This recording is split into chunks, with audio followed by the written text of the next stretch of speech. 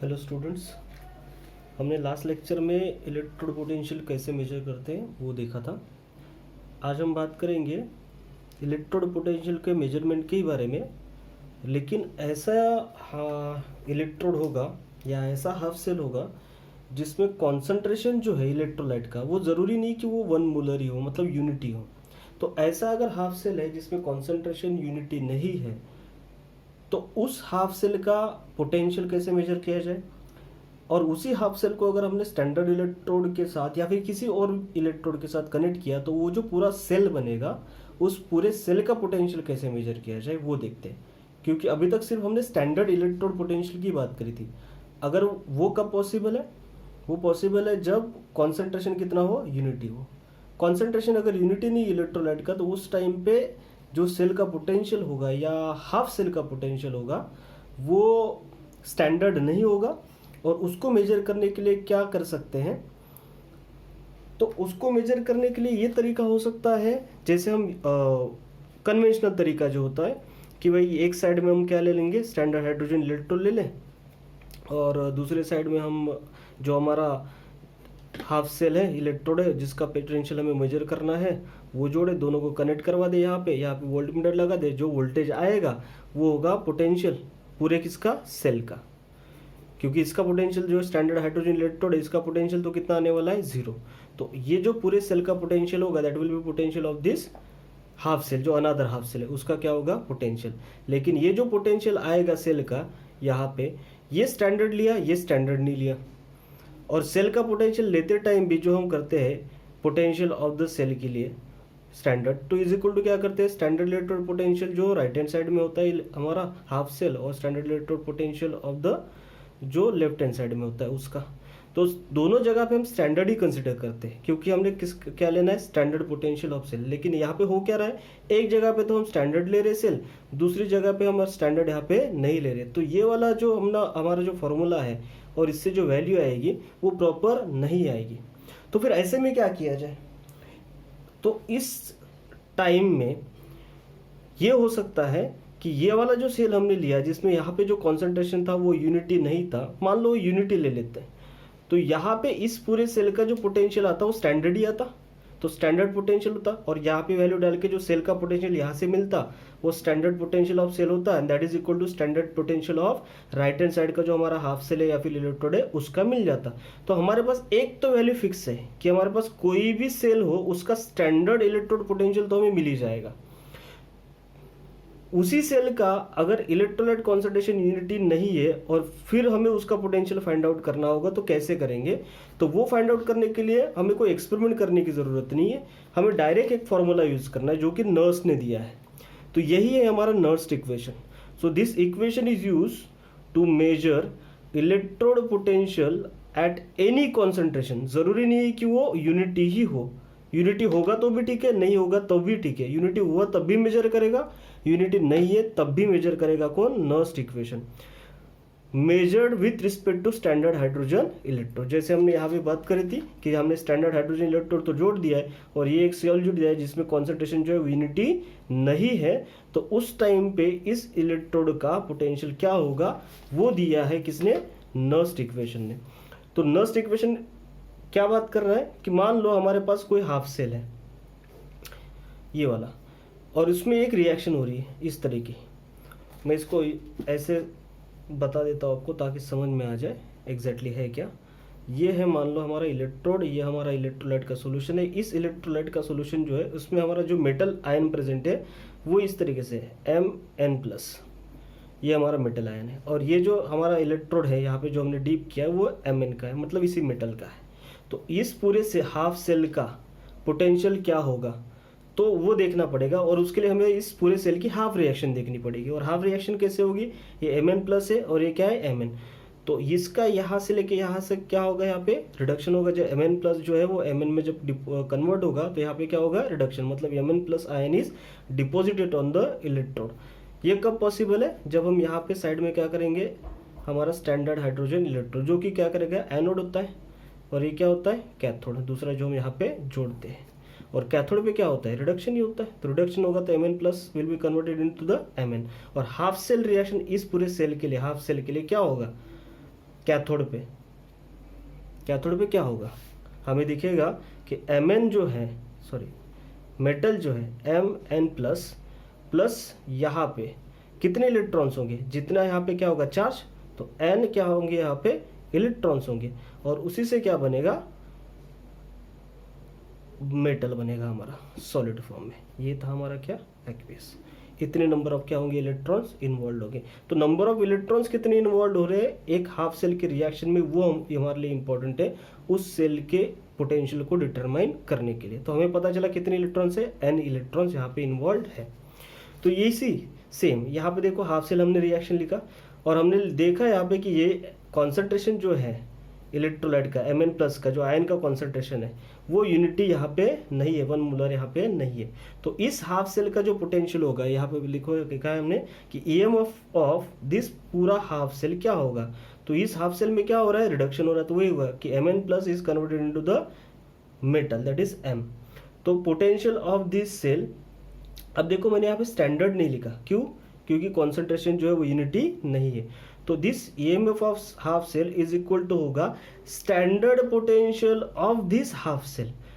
अगर ये concentration unity होता इज इक्वल टू 1 मोलर होता तो उस टाइम पे जो इस पूरे सेल का कॉन्सेंट्रेशन इलेक्ट्रोड पोटेंशियल होता दैट विल बी स्टैंडर्ड, और वो हमें पता कर सकते हैं जैसे कि मैंने पहले बताया। क्यों, किस तरीके से करेंगे, bye connecting with the standard hydrogen electrode. तो वो तो हमें मिल जाएगा, वो हमारे पास नोटेड है।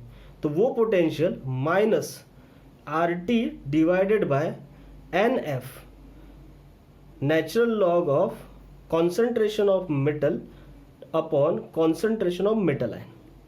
अब यहाँ पे R क्या है गैस कांस्टेंट, T क्या है टेम्परेचर, N क्या है नंबर ऑफ इलेक्ट्रॉन्स इन्वॉल्व, कितने इलेक्ट्रॉन्स हुए यहाँ पे N इलेक्ट्रॉन्स है, ठीक। F क्या है, F is a Faraday's constant. उन सब की वैल्यू भी देखेंगे कि F का मतलब क्या है, फैराडेज कांस्टेंट है, उसकी वैल्यू कितनी है 96487 96,487 कूलम पर मोल, यूनिट याद रखना है। R is a gas constant, उसकी वैल्यू हम क्या लेते हैं 8.314 जूल पर केल्विन पर मोल। ये क्या है मेटल का कॉन्सेंट्रेशन है, मेटल आयन का कॉन्सेंट्रेशन ऑफ मेटल आयन या फिर आयनिक स्पीशीज जो इलेक्ट्रोलाइट में प्रेजेंट है। और N क्या है number of electrons involve in a half cell, ये हमारी रिएक्शन में। तो उस सब को हमने देखा। तो ये जो पूरा इक्वेशन हमने यहाँ पे लिखा है ये यहाँ से लेके यहाँ तक, ये है Nernst equation for determining the potential of half cell, है ना। तो एक इलेक्ट्रोड का पोटेंशियल जो होगा कैथोड एनोड जो भी हो उसका पोटेंशियल जैसे हमें डिटरमाइन करना होगा, तो उसके लिए हम यूज करेंगे कौन सा, ये वाला equation, Nernst equation for determining the EMF of half cell, ठीक है। तो ये हमें पता चल गया इलेक्ट्रोड पोटेंशियल। अब यहाँ पे ये जो हमने मेटल का कॉन्सेंट्रेशन लिया है, ये मेटल क्या है हमारा सॉलिड है, और सॉलिड का कॉन्सेंट्रेशन तो होता नहीं, उसका कॉन्सेंट्रेशन हम कंसिडर क्या करते हैं यूनिटी, तो इसको कंसिडर करेंगे 1, तो 1 वैल्यू यहाँ पे रखेंगे तो हमारा इक्वेशन इस तरीके से क्या होगा चेंज। M क्या है सॉलिड, इसलिए उसका कॉन्सेंट्रेशन कितना लिया है 1। So electrode potential is equal to standard electron potential of उसी सेल का minus RT upon NF natural log of 1 upon concentration of metal ion. तो ये पूरा का पूरा हमारा क्या है नर्स्ट इक्वेशन। लेकिन ये किसके लिए, हाफ सेल के पोटेंशियल को डिटरमाइन करने के लिए, एक इलेक्ट्रोड के पोटेंशियल को डिटरमाइन करने के लिए, पूरे सेल का नहीं, ठीक है। तो ये बात हुई नर्स्ट इक्वेशन के बारे में। इसी को आगे बढ़ाते हैं और देखते हैं कि अगर पूरे सेल का पोटेंशियल डिटरमाइन करना होगा जिसमें कि कॉन्सेंट्रेशन यूनिटी नहीं है, राइट, तो उस टाइम पे नर्स्ट इक्वेशन किस तरीके से हमें उस पूरे सेल का पोटेंशियल देगा। तो यहाँ पे ये वाला जो है कि EMF of cell at any concentration for the reaction, किसी भी कॉन्सेंट्रेशन पे किसी सेल का पोटेंशियल अगर डिटरमाइन करना होगा तो किस तरीके से डिटरमाइन करेंगे। तो मान लेते हैं कि वो पूरे सेल में एक रिएक्शन इस तरीके से हो रही है, AA plus BB gives CC plus DD, और इस पूरे रिएक्शन में नंबर ऑफ इलेक्ट्रॉन जो है इन्वॉल्व वो है N इलेक्ट्रॉन्स। तो उसके लिए नर्स्ट इक्वेशन पूरे सेल के लिए जो पोटेंशियल देगा वो किस तरीके से देगा कि EMF ऑफ दिस पूरा cell is equal to standard electrode potential of this cell minus RT upon NF natural log of Q क्या होता है हमारा, ये होता है रिएक्शन कोशेंट। ये हमने केमिकल इक्विलिब्रियम में देखा था, याद होगा तो। इसे हम क्या बोलते हैं, reaction quotient. And this reaction quotient is equal to क्या होता है, concentration of product raised to their stoichiometric coefficient divided by concentration of reactant raised to their stoichiometric coefficient. तो यहाँ पे क्या होगा, standard electrode potential of cell minus RT by NF natural log of concentration of product, ये हमने देखा C और D, उसका concentration raised to their stoichiometric coefficient divided by concentration of reactant raised to their stoichiometric coefficient. ये हमारा क्या है, Q है। समझ में आया क्या?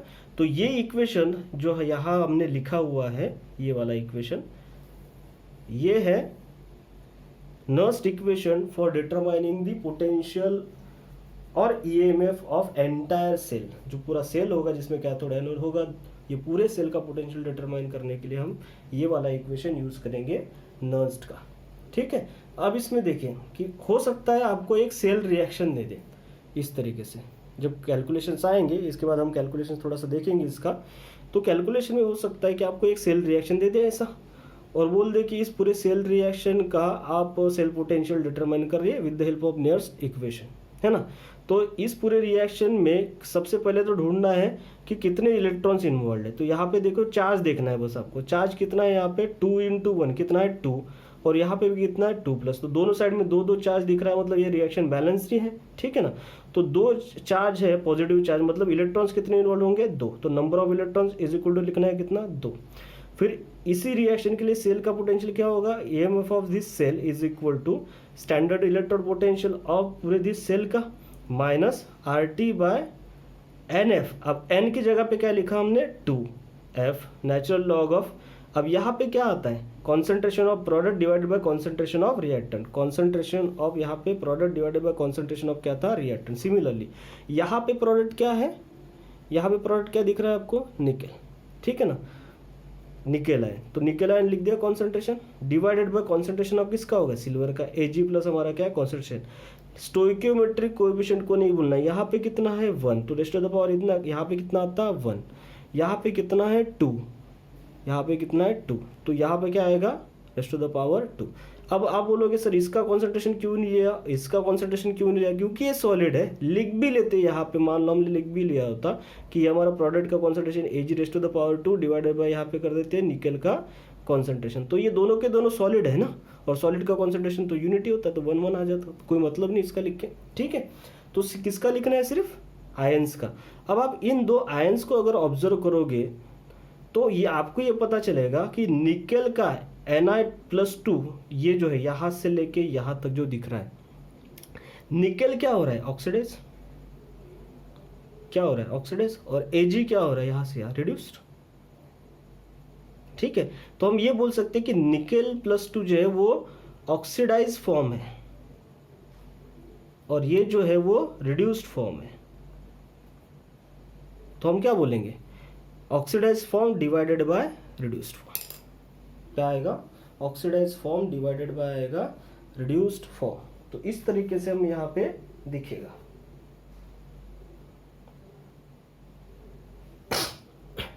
ठीक है, पता चल गया आपको किस तरीके से हम डिटरमाइन करते हैं।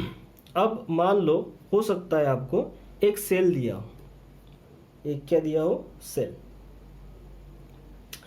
और इस सेल इस तरीके से रिप्रेजेंट किया हो, और इस सेल के लिए आपको बोला हो कि with the help of Nernst equation cell potential determine करो। तो सबसे पहले इस सेल को देख के आपको सेल की रिएक्शन लिखनी है। अब रिएक्शन कैसे लिखेंगे, तो आपको ये जो है ये वाला साइड और ये वाला साइड, इसको देखें, यहाँ से लेके ये मैग्नीशियम क्या हो रहा है, ये मैग्नीशियम जो देखे यहाँ पे, मैग्नीशियम जो है, ये मैग्नीशियम यहाँ से लेके यहाँ तक क्या हो रहा है, ऑक्सीडाइज, और ये सिल्वर यहाँ से लेके यहाँ तक क्या हो रहा है, रिड्यूस। तो कैथोड है ना ये, तो कैथोड होगा तो रिडक्शन हो गई, और ये एनोड है तो यहाँ पे क्या होगा, ऑक्सीडेशन होगा। तो ये यहाँ से लगा क्या हो रहा है, ऑक्सीडाइज, और यहाँ से यहाँ क्या हो रहा है, रिड्यूस।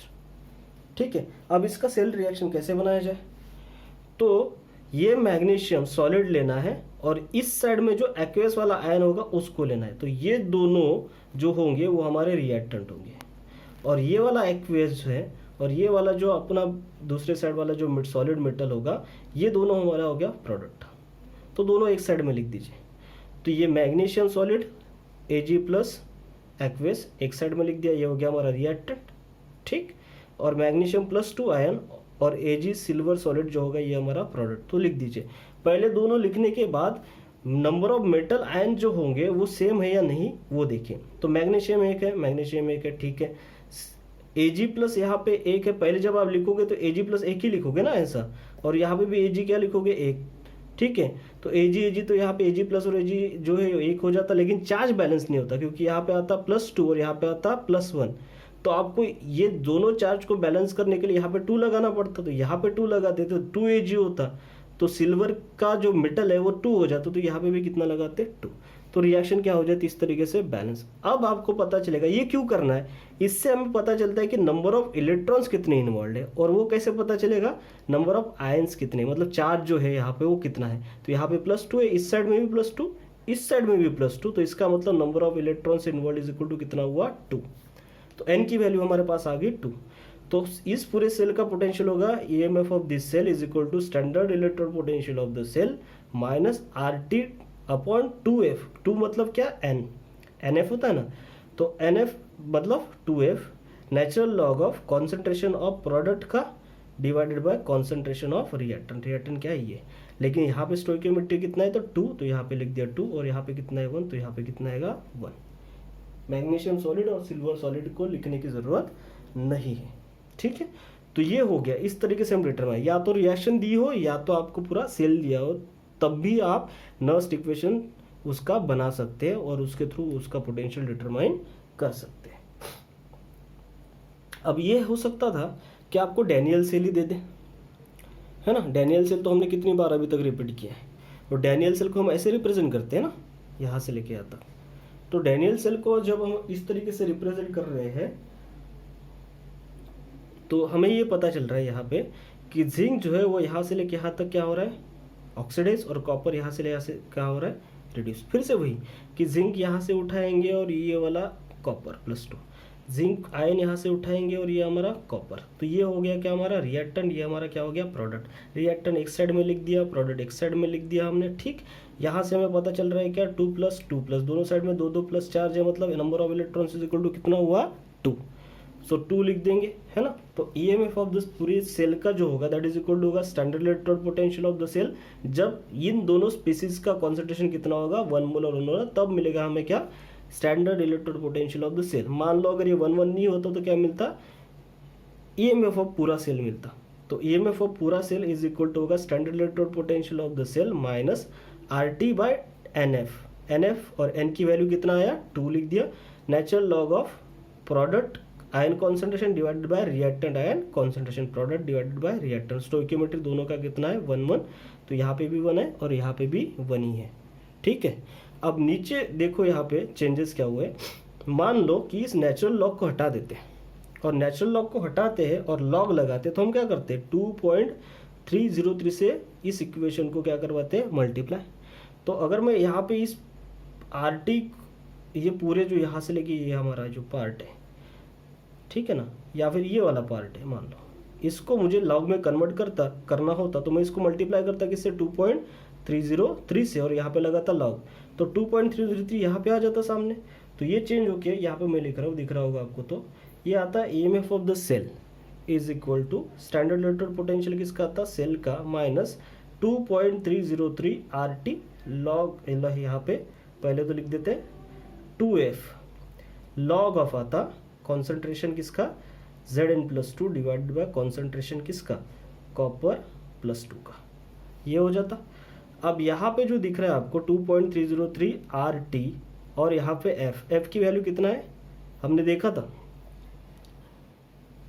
96487, 2.303 R की वैल्यू 8.314 टेम्परेचर। अब ये टेम्परेचर अगर मान लो हमने 298 केल्विन लिया होता तो ये जो पूरा वैल्यू है 2.303 इंटू 8.314 ये वाली वैल्यू इंटू 298 डिवाइडेड बाय ये 96487, ये पूरा का पूरा अगर कैलकुलेट करते हैं यहाँ से लेके यहाँ तक 2 को छोड़ के, तो ये जो पूरी वैल्यू आती है वो आती है 0.0591, ये वैल्यू इसको याद रखें 0.0591, ये पूरा कैलकुलेशन करके डिवाइडेड बाय क्या आता है बचा हुआ 2 log of concentration of Zn+2 divided by concentration of Cu+2। Temperature हमने कितना लिया है, room temperature, that is 298 kelvin. तो ये हो गया cell potential of Daniell cell.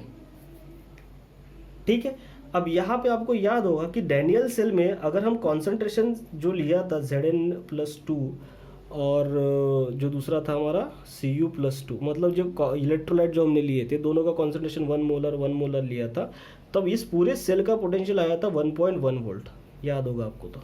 तो ये स्टैंडर्ड पोटेंशियल था, स्टैंडर्ड पोटेंशियल ऑफ दिस पूरा डैनियल सेल। तो वो अगर मैं यहाँ पे 1.1 वोल्ट रख देता तो मुझे क्या मिल जाता, EMF of this entire cell मिलता, जब Zn का और कॉपर आयन का कॉन्सेंट्रेशन 1 मोलर नहीं होता। अगर ये कॉन्सेंट्रेशन 1 मोलर होता तो यहाँ पे भी 1 आता, यहाँ पे भी 1 आता, लॉग 1 की वैल्यू क्या हो जाती, 0। तो ये पूरा का पूरा क्या हो जाता है यहाँ पे 0। तो EMF of cell is equal to होगा standard electrode potential of entire cell हो जाता, स्टैंडर्ड पोटेंशियल ऑफ क्या हो जाता, सेल। वही होने लगा, और वैल्यू कितनी आती, 1.1 वोल्ट। क्यों, क्योंकि कॉन्सेंट्रेशन कितना था, यूनिटी। ठीक है, तो ये है पूरा का पूरा हमारा नर्स्ट इक्वेशन। तो आपको समझ में आया होगा कि नर्स्ट इक्वेशन का यूज़ हम किस तरीके से करते हैं और उसका यूज़ करके हम किस तरीके से सेल का पोटेंशियल और हाफ सेल का पोटेंशियल डिटरमाइन कर सकते हैं जब कॉन्सेंट्रेशन यूनिटी ना हो। ठीक है।